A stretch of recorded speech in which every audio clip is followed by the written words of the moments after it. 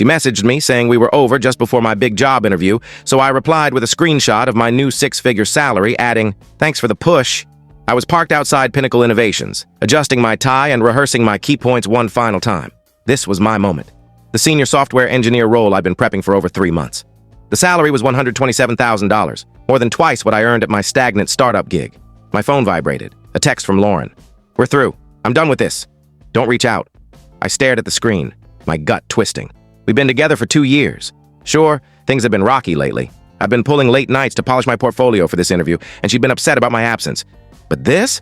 20 minutes before the biggest interview of my life? I dialed her number, but it went straight to voicemail. "Lauren, what's going on? We can sort this out tonight. I'm about to head into..." The call cut off. She rejected it. I sat there, hands trembling. Part of me wanted to postpone the interview, drive to her place, and fix whatever had broken, but I'd poured too much into this chance. Her timing felt cruel, almost intentional. I walked into that building, seething. The interview was scheduled for an hour. It stretched to 3. "Tell us about a time you thrived under stress," the lead engineer asked. I thought of Lauren's text and poured every bit of anger into my response.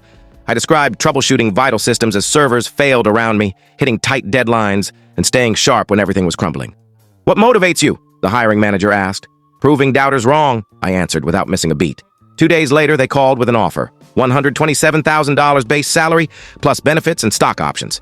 I'd never seen a figure like that before. I was driving back from signing the contract when I decided to message Lauren one last time.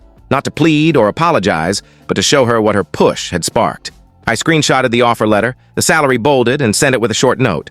"Thanks for the push." Her reply came in minutes. "Really? You're being immature." "Immature?" I texted back. "You ended things via text 20 minutes before the biggest interview of my career. Thought you'd like to know how it went." My phone rang. "This is ridiculous," Lauren said when I picked up. "Ridiculous was your timing," I said coolly. "You could have waited a few hours, but you chose to derail me right before I stepped into that room. I was emotional. I'd been thinking about us all morning, and you made it my burden at the worst possible time." She went silent for a long pause. "I didn't realize the job paid that much," she said eventually. "The pay isn't the point. You made your call when you thought I'd stay stuck." "That's not... I didn't mean..." "You didn't need to say it," I interrupted. "Your actions spoke loud enough." I ended the call and blocked her number. 3 months later, I'm settled in my new downtown apartment. Great view, rent I can now handle. My colleagues invited me out for drinks to celebrate my first quarterly bonus. As we left the bar, I spotted Lauren across the street with some guy I didn't know. She saw me too. For a brief moment, our eyes locked. I raised my glass in a sly salute, grinned, and walked away. Best breakup text I ever got.